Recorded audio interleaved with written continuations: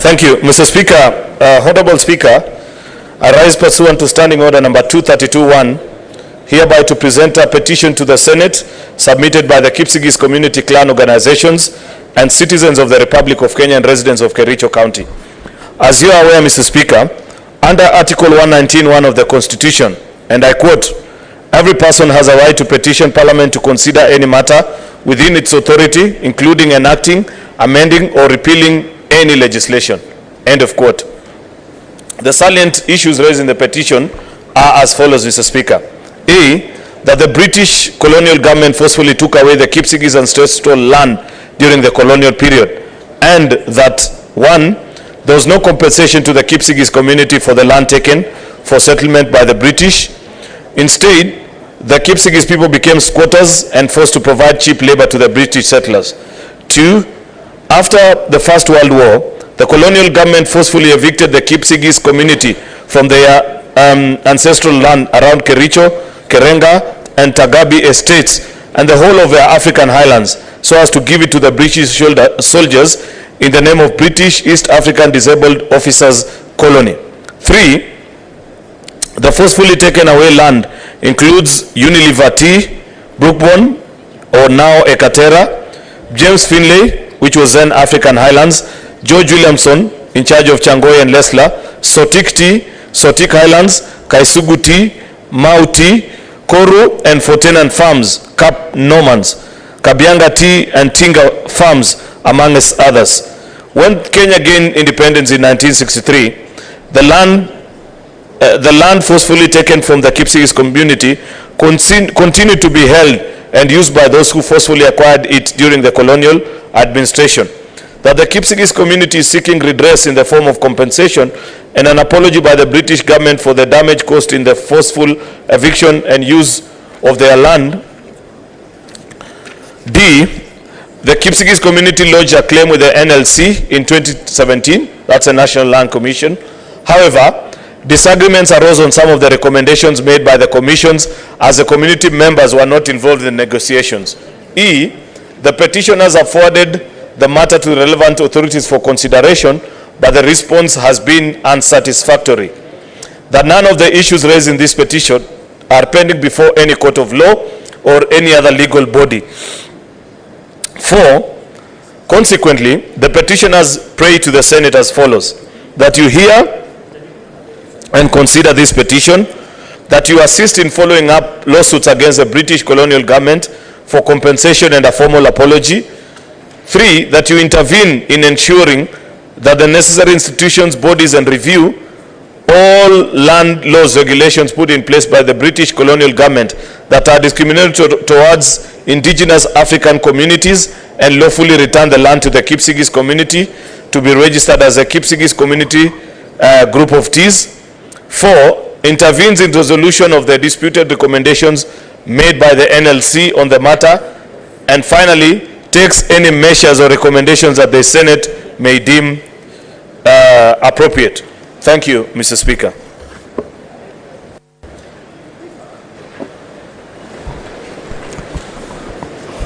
Honorable Senators, pursuant to Standing Order 237, I shall now allow comments, observations, or clarifications in relation to the petition for not more than 30 minutes.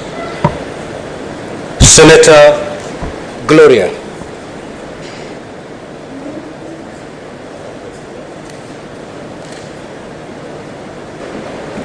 Thank you, Mr. Speaker. Mr. Speaker, I want to just say that we were actually in Kericho this past weekend on a separate matter, but that actually touches on the issues that are being raised in this petition. We went there to investigate with the Senate Labour Committee. We went there to investigate on matters sex for work as per the BBC expose. And I can tell you, Mr. Speaker, that as we actually interrogated the victims and the stakeholders of this whole tea farming industry, we found out that most of it is actually pegged on historical injustices, some of them coming from issues such as the forceful taking over of land of different communities. Mr. Speaker, when we were there, we tried to talk to these companies that have been listed here. We were at Finlay's, we were at Ekatare, and we tried to see if there's a middle ground, if there's some conversation that can be had in form of how the community can benefit from this tea farming. And Mr. Speaker, I am not afraid to say that the feedback that we got was very negative, in the sense that, Mr. Speaker, openly speaking, I think we are back in colonial era when it comes to the tea farming activities down in Cheruiyot. I saw with my own two eyes how most of the issues on welfare, most of the issues that are being raised by the residents of Cheruiyot, of those tea farms, were actually being ignored. We had conversations on communities talking about the land used to be theirs, that they don't understand how it went from one hand to the other hand, and ever since they have actually been impacted by poverty, because it is a resource that they were relying on, and suddenly now they had to work on the farms as employees as opposed to the landowners. Mr. Speaker, I want to say this. As we are looking into this petition and other matters surrounding these issues that have been raised in this petition, Mr. Speaker, I think it is imperative that the companies that have been listed here in this petition, that the companies that have actually now been highlighted in form of the injustices, the historical injustices to the Kipsigis community and the communities around the tea farming, it is time, Mr. Speaker, that they are summoned to this house, that they actually come here to answer on several matters within the petition. And Mr. Speaker, it's not just an issue of summoning them within a certain committee, the Labor Committee or the Agriculture Committee or the Lands Committee. Mr. Speaker, the issues that are being raised touch on all the committees of this House. So, Mr. Speaker, as you look into where this will go, I urge you, if there is an opportunity, if there is a way under our standing orders, Mr. Speaker, you know I'm new to Senate, so I will need some guidance. But if there is a way that these companies are actually summoned to the floor of the House on a plenary session to actually answer on several matters, land injustices included there, sex for work, a lot of gender-based violence that is there because of the negligence of the company policies, Mr. Speaker. There's a lot of negligence in terms of how the women are being treated in these farms, Mr. Speaker, and it ties back down to these colonial practices, Mr. Speaker. And it seems and it appears as though back in these farms, we are back to the colonial era, which is no longer an independent state in these farms. The injustices, the torture, the criminal activities that are undergoing there under the supervision of some of our own Kenyans who are walking around as directors, Mr. Speaker. I think this is a very serious issue, and please look at it holistically. And I urge you, Mr. Speaker, let us summon these companies to the floor of the House and have a plenary session so that we can delve deep into interrogating the issues of land injustices, interrogating the issues of gender-based violence, and interrogating the issues of how these plantations are actually operating as if we are back in the colonial era, Mr. Speaker. Thank you so much for the opportunity to weigh in on this matter. Senator Cheruiyot. Mr. Speaker, from the onset, the petition that has been brought by Senator Aaron Cheruiyot, Kericho and Majority Leader, is a very serious petition. Land historical injustices continue to be the soft underbelly in terms of achieving universal rights in the Republic of Kenya, Mr. Speaker. And that is why the drafters and the intenders of the Constitution 2010 and Article 67, when they established National Land Commission, one of the core mandate, Mr. Speaker, sir, was initiating looking at land historical injustices.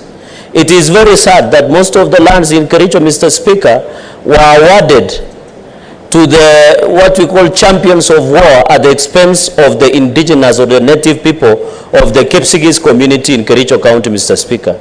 And therefore, Mr. Speaker, in the last session, and I've said this before, that there should be a deliberate effort, and even through budget policy statement, there was supposed to be repatriation and compensation of abuse of human rights, including land historical injustice of 10 billion, Mr. Speaker. And therefore, Mr. Speaker, I want to appeal that the committee, Mr. Speaker, that should look at this matter, should look at it all ensemble, because I know in northern Kenya, or sorry, the coast where, Mr. Speaker, you come from, also Nandi, Bomet, Kericho, all those areas, Mr. Speaker, including Kisii and Nyamira, where you see swaths of tea estate across, Mr. Speaker, those lands were forcibly taken from the owners, Mr. Speaker.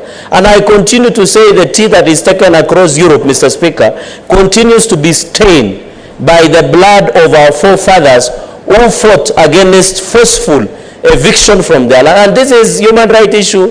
It is again, Mr. Speaker, when the Senate in the last session adopted, in conclusion, adopted the land historical injustices against the Talai community both in Nandi and in Kericho, Mr. Speaker, we needed, and I want to propose, as the committee looks at this, that the Attorney General of the Republic of Kenya, Mr. Speaker, should provide mutual legal assistance to the people of Kipsigis, Mr. Speaker, to pursue justice at the Inns of London and other corridors, including ICC, Mr. Speaker, or even United International Human Rights Organization. They should be funded through what we call mutual legal assistance by providing resources and necessary advocates, Mr. Speaker.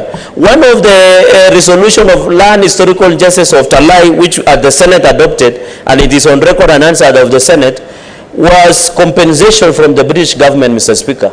As the Senator of Nandi, I have written to Her Excellency Jane Marriott, the British Embassy, Mr. Speaker, has not even responded or acknowledged my letter or email, but I can see the ambassador is available to host TikTokers, to host Twitters and social influencers and social content, when we should be driving the hardware of human rights, Mr. Speaker. And therefore, I'll be requesting through your office that the ambassadors through the Ministry of Foreign Affairs and Foreign Missions, that this is a serious matter that can not only be handled by the Republic of Kenya, Mr. Speaker, but can be handled in mutual agreement with the embassies that we're having, Mr. Speaker. So I was very disappointed. The British Embassy decided not to acknowledge, not even to write, not even to host those who are saying, Mr. Speaker, and have a discussion. We are not saying anyone is guilty. We want to have a discussion on land historical injustices and how these families and communities can be compensated, Mr. Speaker. Public apology should be issued to the Talai and Kipsigis community, Mr. Speaker, and other Kenyans, including those who are in coast, Mr. Speaker. And number 3, apart from mutual legal assistance, public apology, and the final one, Mr. Speaker, is the compensation to the surviving dependents and beneficiaries, Mr. Speaker, of the Kipsigis community. Therefore, I support this petition, and I hope it shall be expedited within 60 days and have answers, Mr. Speaker. And I hope through your office, some of us who have direct interest on land historical injustices can be allowed to sit in some of those committees and give further clarification and answers when the necessary agencies appear, Mr. Speaker. With those very many remarks, I thank you for giving me this opportunity. Senator Wamatenga.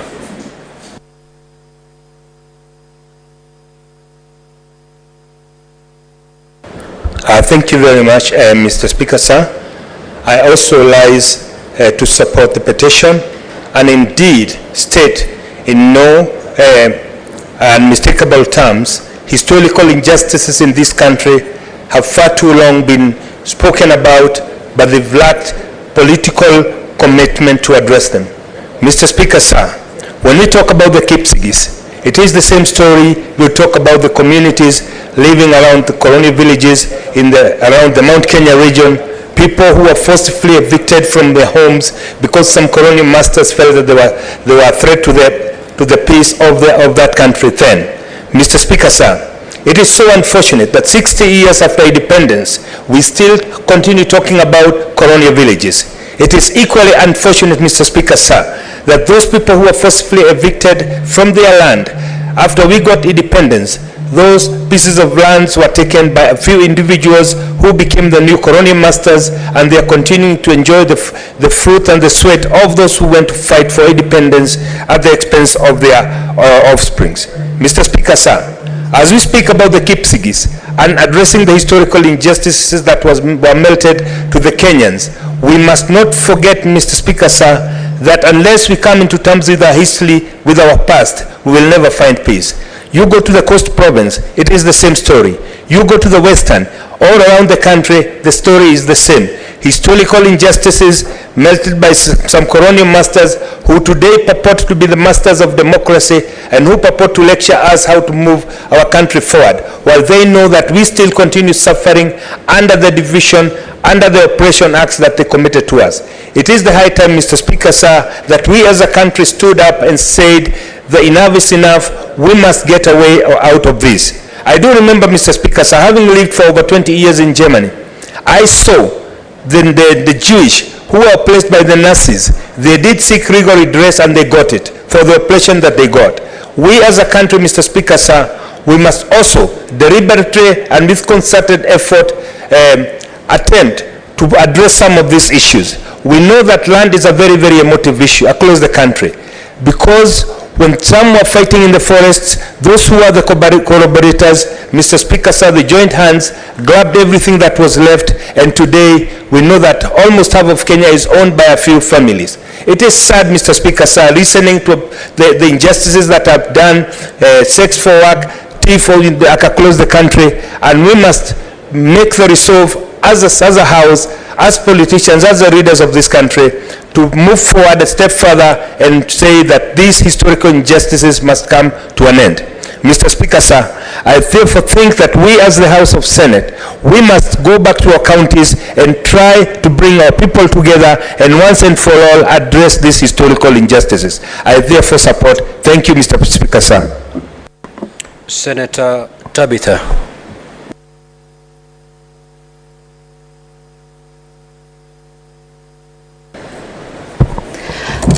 Thank you, Mr. Speaker. I rise to support this petition by our Majority Leader, Senator Cheruiyot.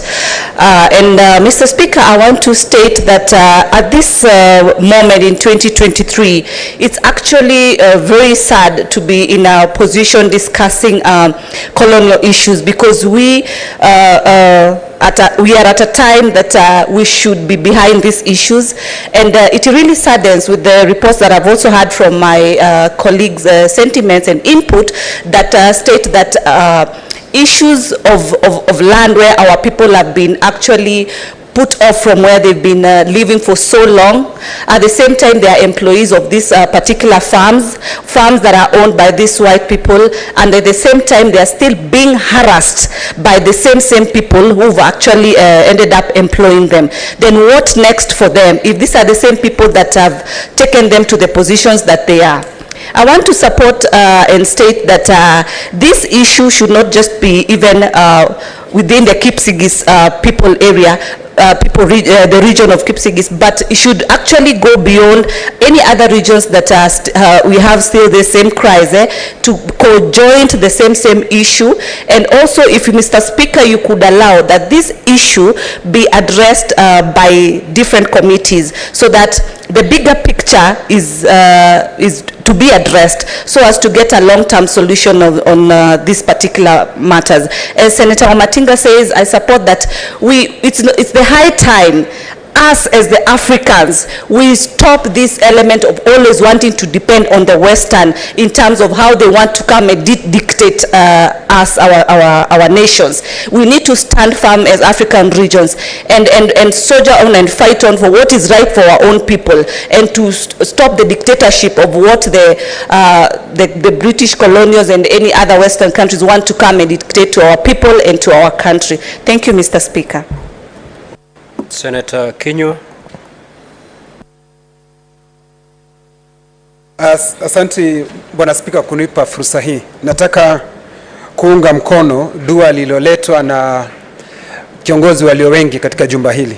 Bwana Spika, niseme ya kwamba masuala ya mashamba ni masuala nyeti ambayo yakuwa yakiathiri watu wa hapa nchini Kenya. Ukiangalia katika ombi ama dua ile, wakisema ya kwamba kuhusu watu wa Kipsigis, wale ambao walinyang'anywa mashamba yao, sasa wanaishi maisha ya kichochole, ilhali yale mashamba ni yao, Bwana Spika. Na si watu wa Kipsigis peke yao, Bwana Spika. Ukitembea sehemu nyingi za Nyeri, Kiambu, Murang'a, Laikipia, unapata watu ambao walikuwa wakiishi katika mashamba yao, lakini hawa wakoloni walipokuja, Bwana Spika, waliwafukuza, wakawatimua katika mashamba yao, wakawapeleka katika vijiji, Bwana Spika. Wakabaki wanawafanyia hawa wazungu kazi katika mashamba yao, lakini hata wakati huu tunapoongea, Bwana Spika, hawa watu hawajapewa fidia, bado wanaendelea kusononeka na kupata haya majanga. Bwana Spika, kile ambacho kinanishangaza zaidi ni baada ya miaka zaidi ya 60 baada ya sisi kujinyakulia uhuru, unapata bado sisi tunaadhiliwa na ukoloni mamboleo, Bwana Spika. Mtu yoyote akimwona mzungu anaona yeye anafaa zaidi. Bwana Spika, hata inashangaza, hata ukitembea katika barabara zetu, mzungu akiwa amevaa nusu uchi, unapata watu wetu wanavaa nusu uchi, wanasema huo ndio kitu inaitwa fashion, Bwana Spika. Lakini hatujivunii. Hata sisi wenyewe katika bunge hili ukiangalia, Bwana Spika, tumeadhiliwa na huo ukoloni mamboleo. Tunavaa suti. Mtu akivaa nguo za Kiafrika inaonekana yeye kana kwamba yeye ni mtu ambao yuko nyuma, hajifahamu na hajielewi, Bwana Spika. Hata Bwana Spika, hivi ninapoongea hapa nikiongea kwa lugha ya Kiswahili, naonekana ya kwamba kwa sababu siongei kwa lugha ya Kiingereza, hiyo sio ati mimi sijastaarabika, mimi sijafika, Bwana Spika, kwa sababu siongei kwa lugha ambayo wamefunzwa, watu tayari wameadhiliwa na ile ukoloni mamboleo, Bwana Spika. Kwa hivyo unapata hata shamba ambazo ni zetu, Bwana Spika, badala ya kuchukua, hata kama ni kununua tutanunua, kwa sababu Bwana Spika sisi tutafuata katiba iliyowekwa, kama ni zile shamba tuzinunue kwa njia iliyo sawa sawa, unapata hapana. Bado tungetaka hawa wageni ambao wamekuja hapa nchini, Bwana Spika, tunawapatia hadhi ambazo hazifai kwao. Bwana Spika, hata ukitembea katika banki, Bwana Spika, ikiwa umepiga foleni, paje mzungu, Bwana Spika, atapita aende ahudumiwe na wewe na ni nchi yako, Bwana Spika.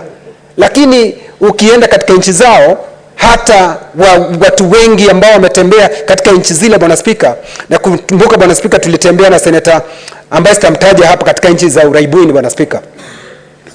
Sisi tulionekana sisi ni kama hatufai, sisi ni kama nyani, kwa sababu, Bwana Spika, kwa sababu ya rangi ya ngozi zetu, Bwana Spika.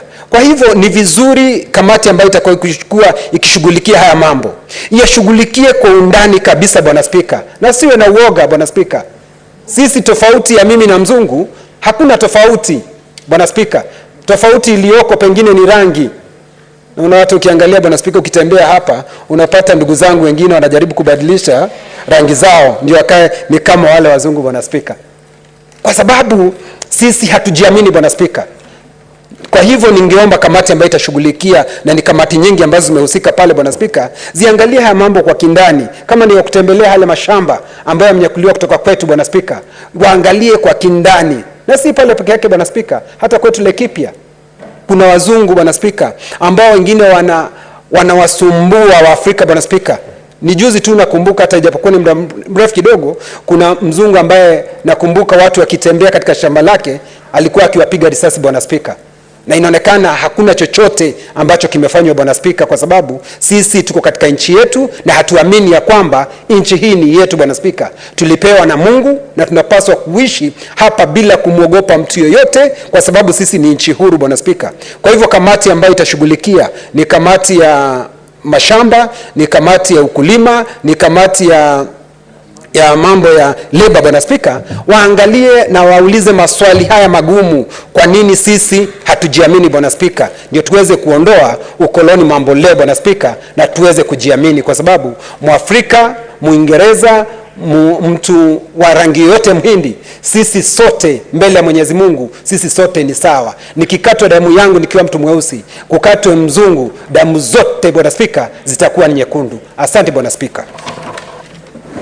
Senator Esi. What is your point of order, Senator Boni?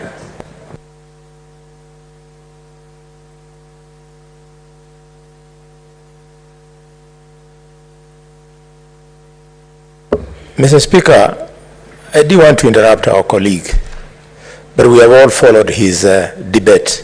And clearly, Mr. Speaker, it borders on xenophobic language. would it be in our practice as Parliament that in our record we allow debate that suggests prejudices against other communities? And I say this on standing order that speaks to the content of speech.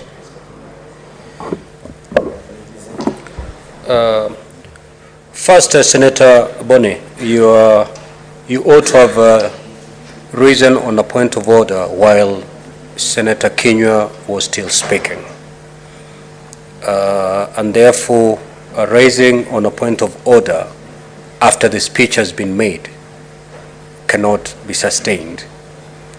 Secondly, if I heard Senator Kinyua correctly, he was merely trying to lay a basis of what is happening currently.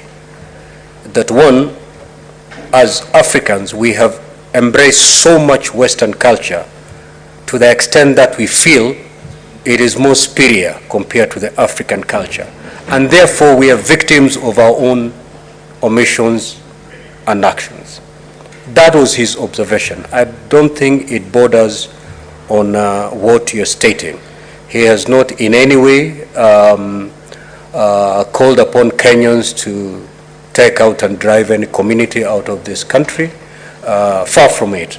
I think his speech is well within the petition that is before us. Senator Esi.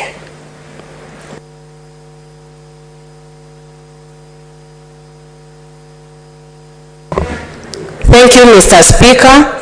I also want to rise to support the petition by the Senate Majority Leader, Senator Aaron Cheruiyot. I might not be coming from the green county of Kericho, but the people of Kericho border us from where I come from in Kisii. The Kisii people are very fortunate because of the initiatives of the likes of Morangiti, who fought hard in defending community land and community interests. But on the issue of the Kipsigis in Kericho, it's really sad, and I do not know why and how long we have to speak. Because the people, the remaining group of the Kipsigis people whose land was grabbed, have filed several appeals in seeking redress for the issues they are complaining about, and nothing is being done to that regard. Are the Kipsigis children of a lesser God? Because I saw the people of Mau Mau were compensated. And in one of the responses that was filed by the British government is that they compensated Mau Mau fighters, and that's an excuse they are giving for not compensating the Kipsigis people. So I do not want not only the Kipsigis people, but we have so many other marginalized communities whose land was taken by the British government, who we now want that they compensate and listen to these issues that are being brought about. Some of the issues whose land was some of the people whose land was taken now are homeless and have now remained as second-class citizens in their own country. Because, Mr. Speaker, you can see most of these people have now retreated to be like the guys who are picking tea in those farms. Picking tea in the farms of people who took your own land. You have nothing to call yours. What example are we setting to the young generation in this country who also want to possess land from their ancestors who initially had land? So, Mr. Speaker, as I speak today, and in the spirit of good neighborhood from Kisii, where I come from, I feel like the Senator Aaron Cheruiyot is very correct when he brings those concerns to this house, and the people of Kipsigis deserve compensation because they are not children of a lesser God. Thank you. Senator Murango.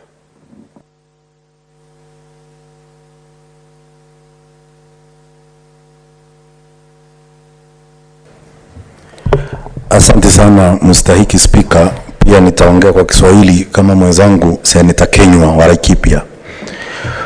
Mstahiki Spika, kwanza ningempa kongole kiongozi wa wengi kwa kuleta mswada huu ambao unahusisha jamii ya Kipsigis. Na niseme ya kwamba pia sisi mali nimetoka pale Kirinyaga, tuko na tambu pia ya mashamba lakini yetu ni tofauti kidogo, mstahiki Spika. Ya kwanza, eneo la Mwea wakati ukoloni ilikuwa imefanywa kama ni jela ya wale watu waliokuwa wanapigania uhuru. Na baada ya uhuru kupatikana, watu wenye waliachwa pale wa Kirinyaga na wengineo waliachwa katika ile mashamba ambayo mpaka wa saa hii wanakaa kama wenyewe na si wenyewe, kwa sababu hati miliki bado hawajapewa. Katika hii serikali yetu ya Kenya Kwanza, kitu ya kwanza tulisema tutazingatia na kuhifadhi heshima ya mahuru kutambu ambao wanaitwa kwa Kiingereza hustlers. Mstahiki Speaker, nyanyangu mwenyewe alikuwa akiishi pale mpaka kufa kwake akiwa na miaka 115. Mpaka saa hii jamii zinazoishi pale wamezaana pale, wamezikana pale, lakini hata wale watoto wenyewe wamezaliwa pale, babu zao hawakuwa na hati miliki. Kwa hivyo hata vita nyingi ambazo zinatokea pale ni kwa sababu watu wanapigana, kwa sababu mashamba haiwezi gawika, hati miliki haijawahi patikana. Shamba lingine linaitwa South Ngariama, liko hati miliki haijawahi patikana. Kuna ingine inaitwa Mwea Irrigation Scheme, hati miliki haijawahi patikana. Mstahiki Speaker, tukizingatia serikali ya Kenya Kwanza, tukipatia hati miliki kwa wale ambao tayari wako katika mashamba yao, na pia kuangalia maslahi ya wale watu ambao hawakulipa fidia kama hawa Kipsigis, pia kuna Maumau walimbaki, nadhani tutakuwa tunawafanyia haki na kurejesha heshima kwa wale watu ambao walihusika katika kutupigania uhuru ambao mpaka siku ya leo tunaupigania. Asante sana Mstahiki Speaker. Senator Lomenan. Thank you, Mr. Speaker, for this golden opportunity. Mr. Speaker, I support the petition by the leader of majority, my friend Cheruiyot. Mr. Speaker, many communities in Kenya deserve the compensation because of the harm created by the colonialists who departed from us, but some of them still exist. Mr. Speaker, I really support my colleagues because what happened after independence, many people, many communities lost their land. And after realizing that, they took time to claim their land. And what I'm saying, Mr. Speaker, it is a high time to committees that are concerned in compensation, in analyzing the issue of historical injustice. It is the high time, Mr. Speaker, those committees take their own time to analyze that issue and make sure the justice, the communities that lost justice prevail. Mr. Speaker, I have thought critically that we are talking about historical injustice that happened by colonialists. Those people colonized Africa, colonized Kenya. But what I'm observing at the experience I have now, Mr. Speaker, what is happening now, the current historical injustices, Mr. Speaker, are more worse than that one of colonialists. Because most communities have lost their land just because, not because of the white people, the so-called Western, Mr. Speaker. They have lost their land. Historical injustice have just caused by the neighboring communities. I set an example, Mr. Speaker. What is happening now? The alarming situation of insecurity now. If you are very keen, Mr. Speaker, you will find the biggest problem of this insecurity is the issue of land acquisition. Some communities decide to expand themselves because they want to imitate they want to be colonialist, neo-colonialism. They want to be colonialist. So they expand gradually, and the other communities become the second community. So, Mr. Speaker, I want to, leader of majority and the leadership of this Senate, I want them to be very keen to realize to call a spoon a spoon, or call a spade, because there are communities that have lost land. Currently, they have lost their land not because of the colonialists. It's because of the conventional fight that is happening now. They started from cattle rustling. They gradually advanced to land, because in lack of pasture and water.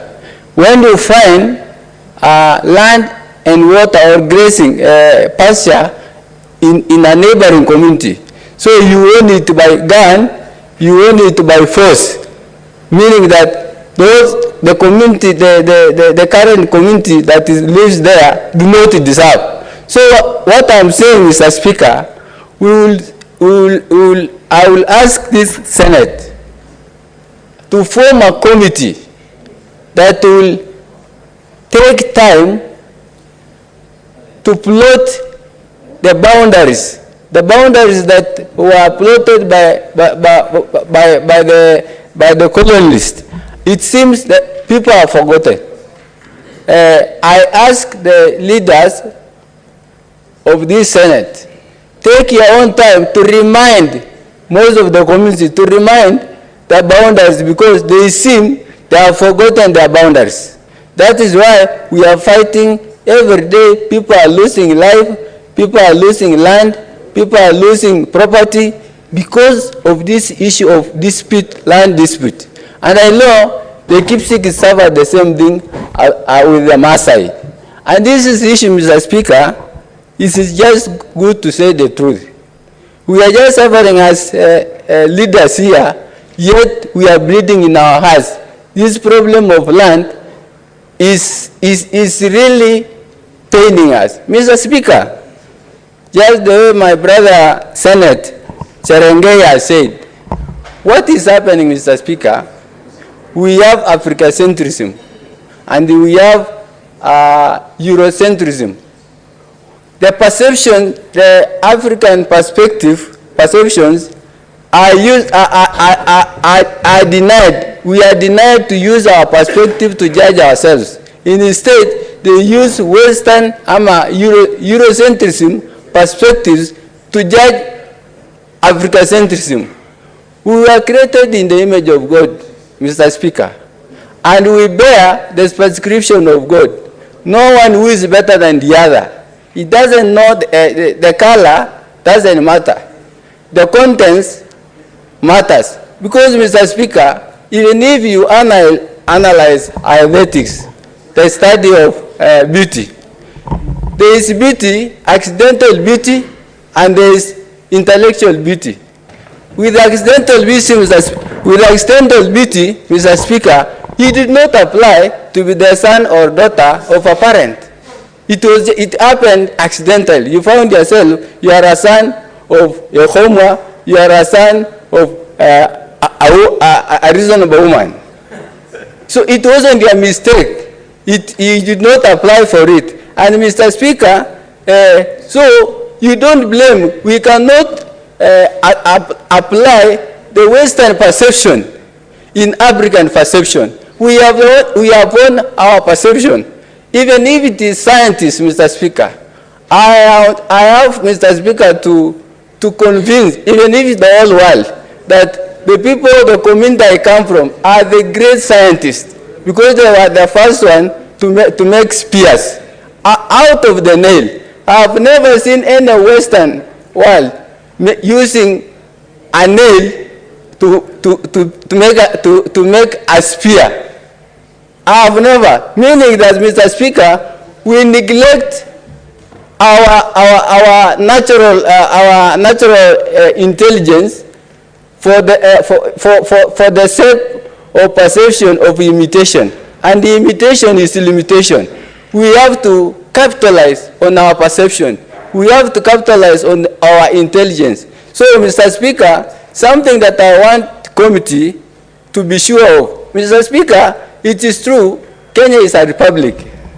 But when you see inside, Mr. Speaker, you find colonialists left. But the land that colonialists left were inherited by the African. So when they inherited, they just let the status go, Mr. Speaker. That is why what is happening now, Mr. Speaker, we have this land, this nation belongs to all of us. The way my the way Senator said, and we deserve every cake in this nation. Whatever cake is there, Mr. Speaker, we have all to enjoy. It is not, if it is our time to eat, Mr. Speaker, if it is our time to eat, that one is not biblical. We have to be fair, Mr. Speaker. Sorry to interrupt, Senator Lominen. Kindly wind up your thoughts, because your colleagues would wish to also make contributions. Thank you. Yes, Mr. Speaker. I finally say, Mr. Speaker, as we analyze the issue of past historical injustice, we should see keenly, critically, the current, the conventional historical injustice. That is what, Mr. Speaker, I say. Thank you.